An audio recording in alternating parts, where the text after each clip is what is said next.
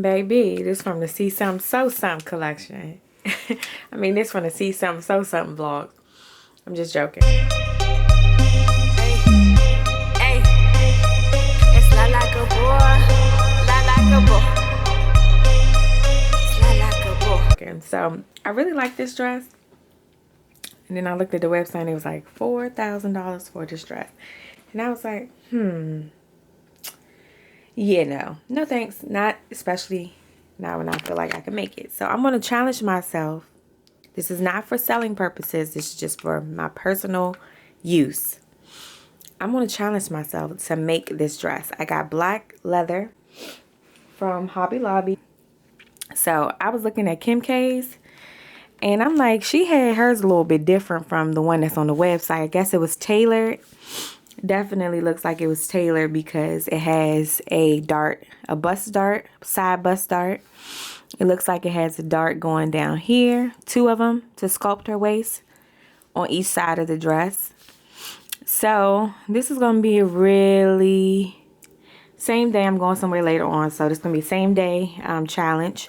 But it shouldn't be that difficult because there is no hemming around the armhole. Arm's eye, should I say. And I got a pattern for long gloves. So boom, that's out the way. And I have my pattern block right here that I use to make dresses. So I'm just kind of mapping out on this piece of paper what pieces are needed. So you have one with the body of the dress. You have 2 with the back of the dress that I didn't sketch out. Well, on the front, let's do the front. Okay, so back to the front, you have 1 piece here, a second piece here that kind of drapes across the boob, where this boob area will be out. 3, this side ruching piece right here. 4, for this ruching at the high waist down to the hip. So, and it's rather long, and then we're going to map out the back part. So this is how I do when I'm like making something. I need to figure out in my brain how many pieces I need to work with to kind of make it pop. And on the website, it does not have darts, but I really like the way it looks on her dress. It looks more sculpted and tailored to her shape. So I think I will do the 5 darts in the front. So we'll see. Now I'm going to map out the back, and I'll be back to you when I start actually cutting the dress out. Alright guys, so I mapped it out, and I kind of played with the sleeve a little bit. I was like, it would kind of be cute to do like a 1 sleeve and then a glove here to kind of like, you know, differentiate the dress just a tad bit. But I can definitely see why there's like a peep of skin here, because the dress is rather long. I think it comes like mid-calf. And baby, boing, boing, boing. So, what I'm finally finished. I feel like it's 10 pieces total. It has the body of the dress, the ruching panel here, the side ruching across the bust, the ruching at the hip. If I was to do a sleeve, there would be a sleeve. If I was to do a glove, there would be 2 gloves. So either way, the front is 6 pieces, and I didn't include the glove and sleeve on the back because that's just like double counting. But then you have the body. Ooh, that's 2 sides actually. Good catch, guys. Good catch. So we're just going to move everything up.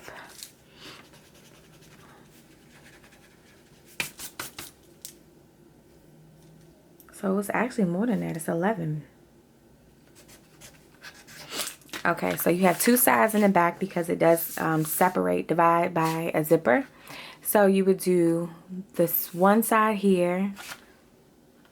You have the second side there. You have this ruching panel right here by the sleeve. Then you have the ruching by the waist on both sides. So that brings a total of 11 pieces. So let's get to work because the kid is asleep right now and I have to work fast before she's in this room pulling down stuff, tearing things up. So let's go. So now that I have my sketch, the amount of pattern pieces that I'm going to need, I want to start on my half scale mannequin to just kind of get a basis and play around with the draping methods that I'll use to achieve this Skims and FENDI collaboration dress. I like to call it a bondage dress because it looks like a bondage dress to me.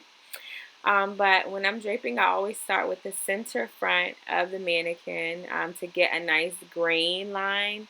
It kind of helps you know what direction of the fabric that you'll be utilizing, and it helps me scope out my basic dress that I'll be working with.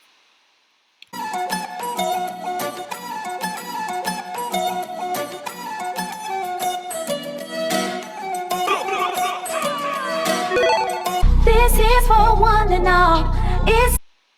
So now what I'm doing is I'm just smoothing out the fabric across the bust line, and I'm preparing to create my darts, which will be a center front dart. So good to feel all of y'all. Make that move and just ball out. Life's too short for some time. To all my ladies in lingerie, never underage, who stay getting paid, who like to take trips where the sun is shade. To my women who love to ball out and spend all that money till you're all out. I feel like a pimp with a different pimp game, with a different pimp name, with a little pimp fame. I'm loaded with cash, loaded with class, loaded with a lot of things, even got a gat loaded for that ass. I love my mind, love my soul, love my body. I don't drink or smoke, that's why I love my body. You might catch me chillin' with a little short hottie, with a little piercing on her body. Yes, I get it poppin', especially overseas. Japanese girls even love my beef. They say Timberland, we love you. Off camera, I marked up my bodice, my dress bodice. I labeled the bust line, the waistline, the hip line. This helps you to manipulate it once you create your full scale pattern. I'm just cutting away the excess fabric. I marked up my dart, my arm's eye, where I want the neckline to start, and you know, the length of the dress. And I'm just cutting away the excess fabric, like I said before. And let me know if you want a more detailed visual of the marking up of my dress bodice. We love that dope things that you do. This is for one and all.